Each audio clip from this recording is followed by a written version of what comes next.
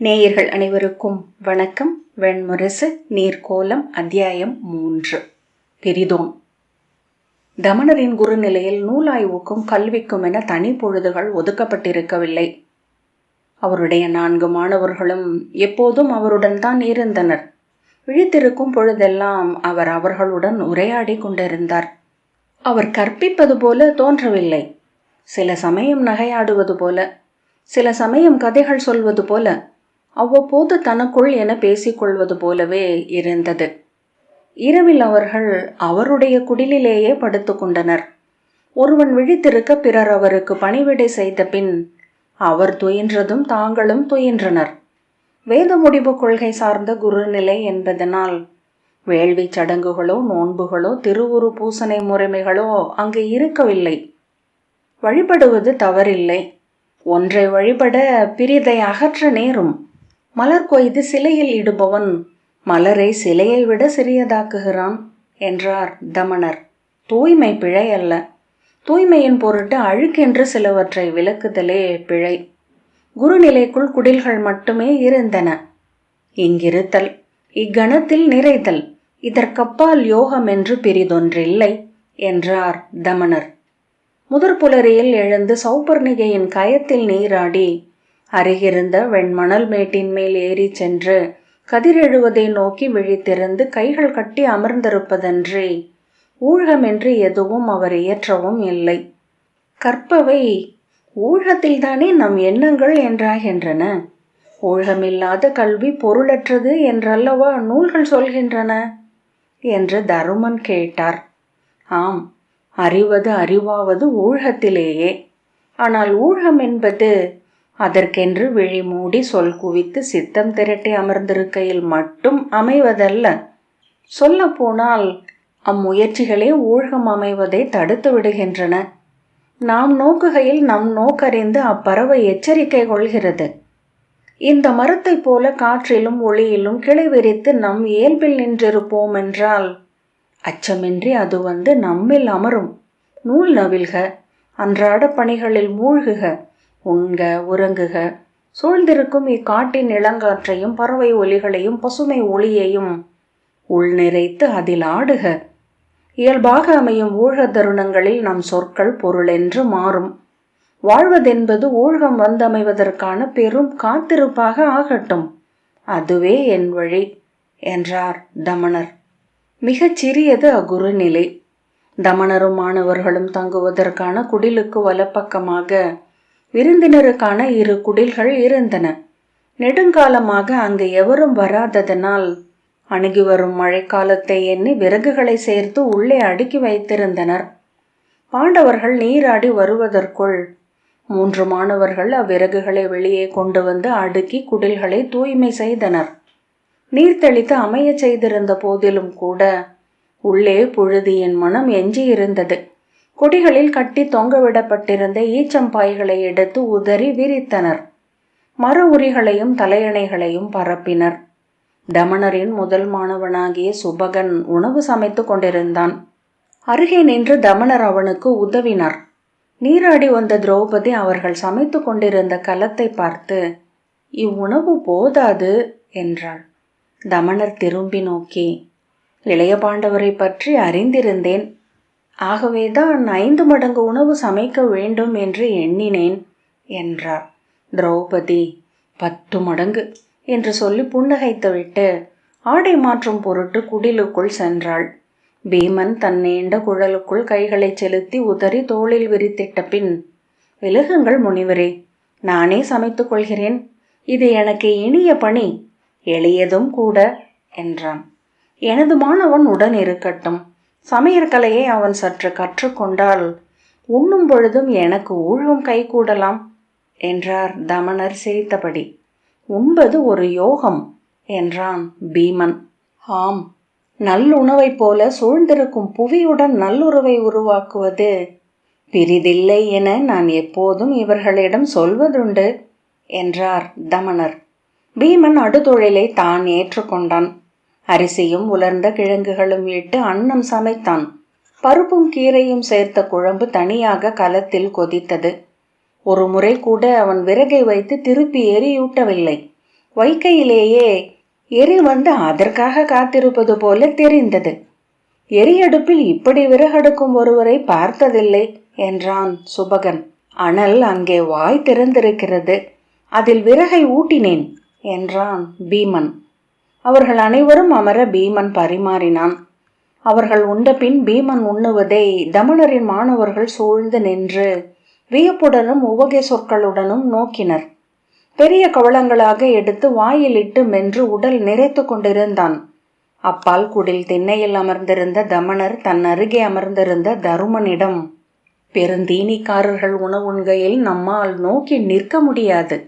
அது ஒரு போர் என்று தோன்றும். உயிர் வாழ்வதற்கான இறுதி துடிப்பு போல் இருக்கும். இது அனல் எழுவது போல, இனிய நடனம் போல இருக்கிறது. ஒவ்வொரு அசைவும் தன் முழுமையில் நிகழ்ந்து கொண்டிருக்கிறது என்றார். தருமன், ஆம், இளையோன் எதையும் செம்மையாக மட்டுமே செய்பவன் என்றார். மெல்ல புன்னகைத்து, கதையுடன் களம் புகும் போதும் அழகிய நடனம் ஒன்றில் அவன் இருப்பது போலவே தோன்றும் என்றார். உணவுக்கு பின் அவர்கள் நிலவின் ஒளியில் சௌபர்ணிகையின் கரையில் இருந்த மணல் அலைகளின் மேல் சென்று அமர்ந்தனர்.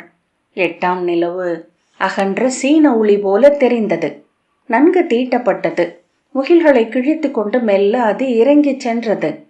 முகிலுக்குள் மறைந்த போது மணற்பரப்புகள் ஒளி அழிந்து வெண்ணிழல் போல தோன்றின.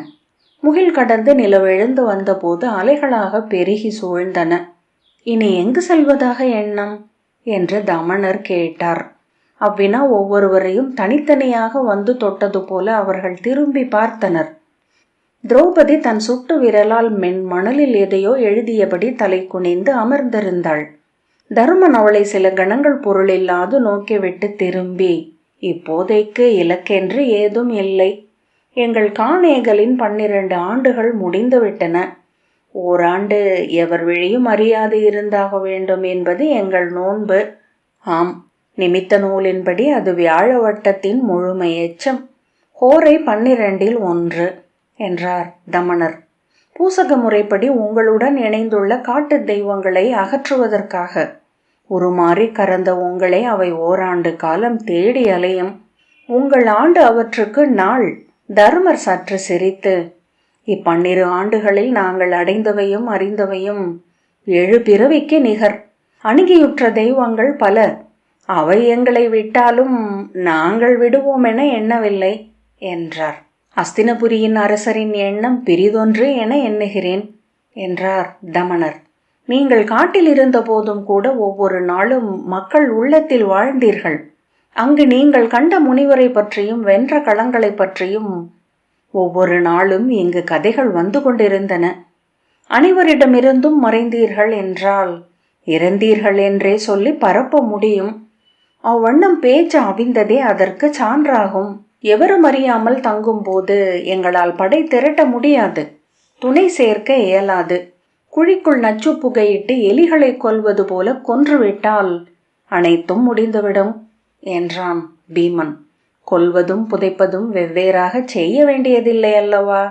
தமணர் ஏதோ சொல்ல நாவெடுக்க தருமன், அவன் எப்போதும் ஐயுறுபவன் முனிவரே என்றார். அவரது ஐயம் பிழையும் அல்ல என்றார் தமணர். பாரத வருஷத்தில் பிறர் அறியாமல் நாங்கள் இருக்கும் இடம் ஏதென்று கண்டு அடைய முடியவில்லை. பிறந்த முதற் கணம் முதல் சூதர் சொல்லில் வாழ தொடங்கிவிட்டோம். எங்கள் கதைகளை நாங்களே கேட்டு வளர்ந்தோம். செல்லும் இடமெங்கும் நாங்களே நிறைந்திருப்பதையே காண்கிறோம் என்றான் நகுலன். தமணர் புன்னகையுடன் தன் தாடியை நீவியபடி, உண்மை, நெடுங்காலத்துக்கு முன் நான் தமிழ் நிலத்துக்கு சென்றிருந்தேன். அங்கு வழியம்பலம் ஒன்றில் இரவு தங்குகையில் தென்புலத்து பாணன் ஒருவன் தென்மொழியில் கிருஷ்ணத்வைபாயன வியாசரின் பாடல்களை பாடுவதை கேட்டேன். உங்கள் புகழ் இயலாத இடமென்று பாரத வருஷத்தில் ஏதுமில்லை என்றார். தருமன் கசப்புடன், ஆம், ஆகவேதான் காடுகளை தேடி செல்கிறோம். மனிதர்களே இல்லாத இடத்தில், மொழி திகழாத நிலத்தில் வாழ விழைகிறோம் என்றார். எந்த காட்டில் வாழ்ந்தாலும் தனித்து தெரிவீர்கள். அஸ்தினபுரியின் அரசர் தன் ஒற்றர்களை அனுப்பி மிக எளிதில் உங்களை கண்டு அடைய முடியும் என்று தமணர் சொன்னார். ஆம், நானும் அதையே எண்ணினேன் என்றான் சகதேவன். மனிதர்கள் மறைந்து கொள்ள மிக உகந்த இடம் மனித செறிவே என்றார் தமணர். உங்கள் முகம் மட்டும் இருக்கும் இடங்கள் உகந்தவை அல்ல. உங்கள் முகம் எவருக்கும் ஒரு பொருட்டாக தோன்றாத இடங்களுக்கு செல்லுங்கள். அங்கு முன்னரே எங்கள் கதைகள் சென்றிருக்கும் அல்லவா என்றார் தருமன். செல்லாத இடங்களும் உள்ளன. காட்டாக நிஷத நாட்டை குறிப்பிடுவேன் என்று தமணர் சொன்னார். நிஷதர்கள் வேதத்தால் நிறுவப்பட்ட சத்திரிய குடியினர் அல்ல. விதர்ப்பத்திற்கு அப்பால் தண்டகாரண்ய பெருங்காட்டில் பிற தொல்குடிகளை வென்று முடிகொண்ட பெருங்குடி அவர்கள். 18வது பரசுராமர் அவர்களின் மூதாதையாகிய மகாகீசகனுக்கு அனல் சான்றாக்கி முடிசூட்டி அரசனாக்கினார். அவன் அனல் குலத்து சத்திரியனாகி 7 முறை படை கொண்டு சென்று 12 சத்திரிய குடிகளை அழித்தான். அவன் கொடி வழியில் வந்த விராடனாகிய உத்புதன் இன்று அந்நாட்டை ஆள்கிறான். நிஷதத்தின் அரசர்கள் தங்கள் நாட்டிற்குள் பிற சத்திரியர்களின் புகழ்பாடும் சூதர்கள் எவரையும் விட்டதில்லை. எனவே உங்கள் கதைகள் எதுவும் அங்கு சென்று சேர்ந்ததும் இல்லை. நிஷத அரசனின் மைத்துனன் கீசகன் தன்னை பாரத வருஷத்தின் நிகரற்ற தோல் வீரன் என்று எண்ணுகிறான். அவன் குடிகள் அவ்வாறே நம்ப வேண்டும் என்று விழைகிறான். எனவே உங்களை குறித்த சொற்கள் எதுவுமே அவ்வெல்லைக்குள் நுழைய அவன் ஒப்பியதில்லை. மாற்றுரு கொண்டு நீங்களே நுழையும் போது அவனால் உங்களை அறியவும் முடியாது. அவன் எங்களை அறிந்திருப்பான் அல்லவா என்று தருமன் கேட்டார். ஆம், நன்கு அறிந்திருப்பான். இளமை முதலே உங்கள் ஐவரையும், குறிப்பாக பெருந்தோள் பீமனை பற்றிய செய்திகளையே அவன் எண்ணி எடுத்து சேர்த்து கொண்டிருக்கிறான். அவன் உள்ளத்தில் ஒவ்வொரு கணமும் நீங்களே வாழ்கிறீர்கள். ஆனால் நேரில் நீங்கள் சென்றால் அவனால் உங்களை அடையாளம் காண முடியாது. ஏனெனில் அவன் அறிந்தது அச்சத்தால் தாழ் உணர்ச்சியால் பெருக்கப்பட்ட வடிவத்தை. மெய்யுருவுடன் நீங்கள் செல்கையில் இத்தனை நாள் அவன் உள்ளத்தில் நுரைத்து பெருகிய அவ்வுருவங்களுடன் அவனால் உங்களை இணைத்து பார்க்க இயலாது. அரசே, நெடுநாள் எதிர்பார்த்திருந்த எவரையும் நாம் நேரில் அடையாளம் காண்பதில்லை என்றார் தமணர். தருமன், ஆம், அவ்வாறு நிகழ வாய்ப்புள்ளது என்றார். மாற்றுரு கொள்வதென்பது ஒரு நல்வாய்ப்பு என்றார் தமணர். பிறந்த நாள் முதல் நீங்கள் குல முறைமைகளால் கல்வியால் கூர்த்தீட்டப்பட்டீர்கள். காட்டுக்குள் அக்கூர்மையை கொண்டு வென்று நிலை கொண்டீர்கள். இன்று 12 நாட்கள் உருகி 12 நாட்கள் கரியுடன் இறுகி 24 நாட்கள் குளிர்ந்துரைந்த வெட்டிரும்பு என உறுதி கொண்டிருக்கிறீர்கள். உங்களை நீங்களே முற்றிலும் துறப்பதற்குரியது இந்த வாழ்வு. நீங்கள் என நீங்கள் கொண்ட அனைத்தையும் விலக்கிய பின் எஞ்சுவதென்ன என்று அறிவதற்கான தவம். மாற்றுரு கொள்வது எளிதல்ல என்றார் தமணர். உடல் தோற்றத்தை மாற்றிக்கொள்ளலாம், உள்ளத்தை மாற்றிக்கொள்ளாவிட்டால் விழிகள் மாறாது. உடலில் அசைவுகள் என வெளிப்படும் எண்ணங்கள் மாறாது.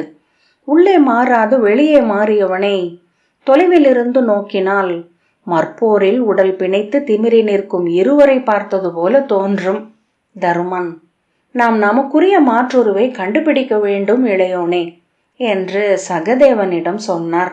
மாற்றுருவை வெளியே இருந்து கொண்டு வந்து அணிய முடியாது என்றார் தமணர். அவ்வுரு உங்கள் உள்ளே முன்னரும் இருந்து கொண்டிருக்க வேண்டும். உங்கள் விழியிலும் உடல் அசைவிலும் அதுவும் வெளிப்பட்டு கொண்டிருக்க வேண்டும். அரசே, மானுட உடலில் ஓர் ஆளுமை மட்டுமே குடியிருப்பதில்லை. ஒரு மரத்தில் பல தெய்வங்கள் என நம்முள் பலர் உள்ளனர். ஒருவரை நாம் நம்பி மேல் எழுப்பி பிறர் மேல் அமரச் செய்கிறோம். அவருக்கு பிறரை படையும் ஏவலும் ஆக்குகிறோம். அவ்வாறு நம்முள் உள்ள ஒருவரை மேல் எழுப்புவதே மிகச் சிறந்த மாற்றுரு கொள்ளல். அவரும் நம்முருவே என்பதனால் நாம் எதையும் பயில வேண்டியதில்லை. அடக்கப்பட்டு ஒடுங்கி இருந்தவர் ஆதலால் அவர் வெளிப்படுகையில் முழு விசையுடன் பேருரு கொண்டே எழுவார். அவரை எழுப்பிய பின் அவருக்கு நம் பிற உருக்களை ஒப்பு கொடுத்தால் மட்டும் போதுமானது. தமணர் தொடர்ந்தார். அவர் நமக்கு ஒவ்வாதவராக முதல் நோக்கில் தோன்றலாம். ஏனென்றால் அவ்வெறுப்பையும் இழிவரலையும் உருவாக்கி அதை கருவியென கொண்டே நாம் அவரை வென்று ஆள்கிறோம். அவரை சூடுவதென்பது முதற்கணத்தில் பெரும் துன்பம், சிறு இறப்பு அது. ஆனால் சூடிய பின்னடைய பெறும் விடுதலை பேருவகை அளிக்கக்கூடியது. ஒரு முறை அவ்வுருவை சூடியவர் பின்னர் அதற்கு திரும்பி சென்று கொண்டேதான் இருப்பார். அவர்களின் விழிகள் மாறின. அவை எது என உங்களை நீங்களே கேட்டுக்கொள்ள வேண்டியதில்லை.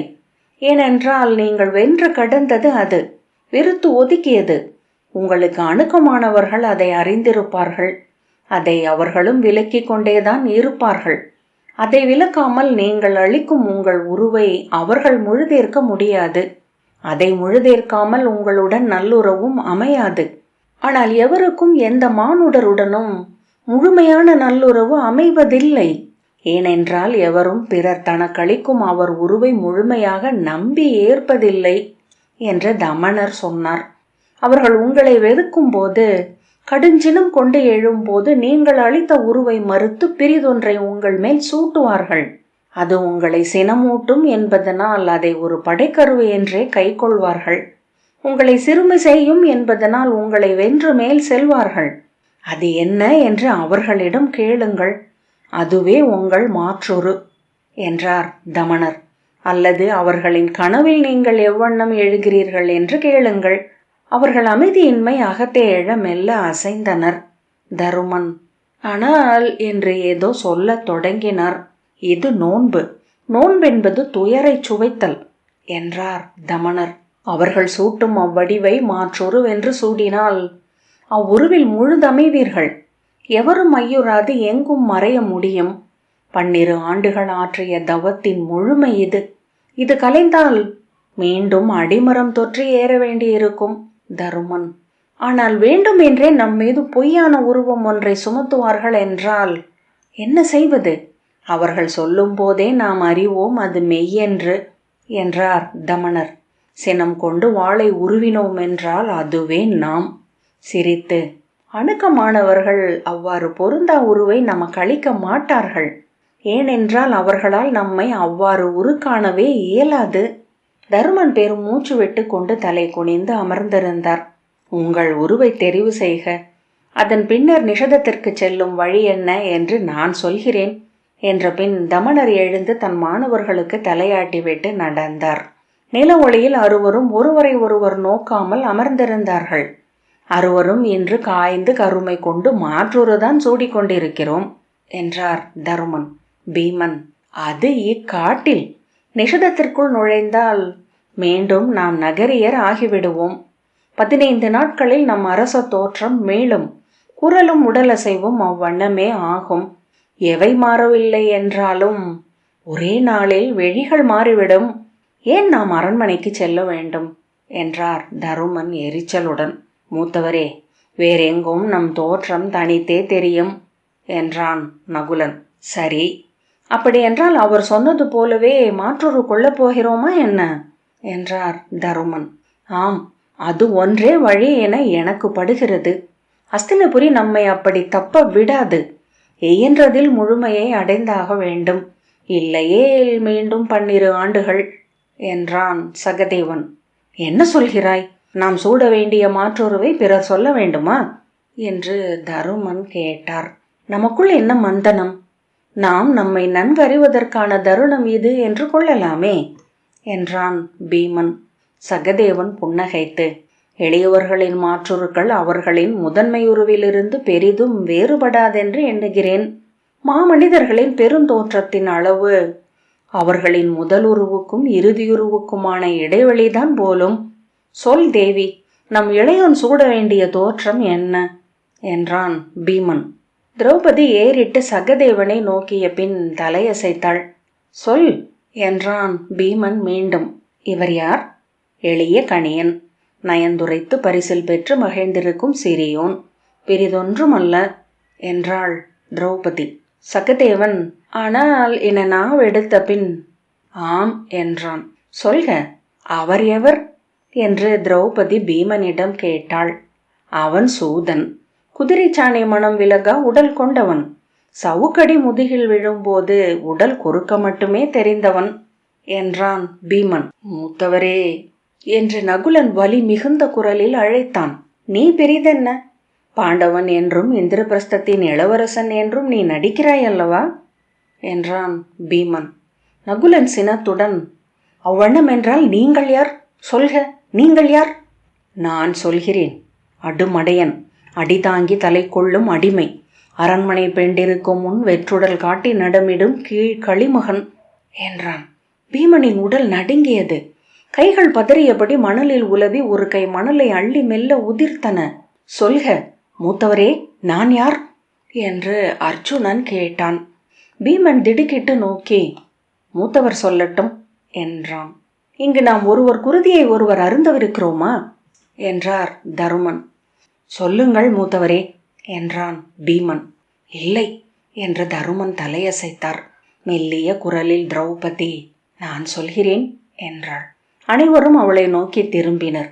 பேடி, பெண்டிருக்கு நடனம் கற்பிக்கும் ஆட்டம், ஆணுடலில் எழுந்த பெண். அர்ஜுனன் உரக்க நகைத்து, அதை நான் அறிவேன், அது நான் அணிந்த உருவமும் கூட என்றான். தருமன் தளர்ந்து, போதும் என்றார். சொல்லுங்கள் மூத்தவரே, திரௌபதி யார் என்றான் அர்ஜுனன். தருமன் வேண்டாம் என்றார். சொல்க தேவி யார் என்றான் பீமன். மெல்லிய குரலில் சேடி என்றார் தருமன். சமய பெண்டு, நகம் வெட்டி காலின் தோல் உரசி நீராட்டி விடுபவள், தாளமேந்துபவள். பெருமூச்சுடன் பாண்டவர் அனைவரும் உடல் அமைந்தனர். திரௌபதி நன்று என மணலை நோக்கியபடி சொன்னாள். ஆனால் அவள் உடல் குறுகி இறுக்கமாக இருப்பதை காண முடிந்தது. பின்னர் அவள் மணலை வீசிவிட்டு செல்வதற்காக எழுந்தாள். அமர்கதேவி, மூத்தவரின் உரு என்ன என்பதை அறிந்துவிட்டு செல்வோம் என்றான் அர்ஜுனன். அதை நாம் செய்ய வேண்டாம் என்றான் நகுலன். ஆம் என்றான் சகதேவன். பீமன், இல்லை, அதுவும் வெளிப்பட்டால்தான் இந்த ஆடல் முழுமையடையும் என்றான். சொல்க தேவி என்றான் அர்ஜுனன். சொல்கிறேன். நான் சொல்வதில் நால்வரில் எவருக்கு மாற்ற கருத்து இருந்தாலும் இதை பிழையென்றே கொள்வோம் என்றாள் திரௌபதி. சொல்க என்றான் அர்ஜுனன். நால்வரும் அவளை நோக்கினர். பதைப்புடன் மணலை அள்ளியபடி தலை குனிந்து அமர்ந்திருந்தார் தருமன். சகுனி என்றாள் திரௌபதி. நாற்களத்திரவோன், தீயுரை அளிப்போன், அரசனின் ஆழத்தில் உரையும் ஆணவத்தையும் கீழ்மையையும் கருக்களாக்கி ஆடுவோன்.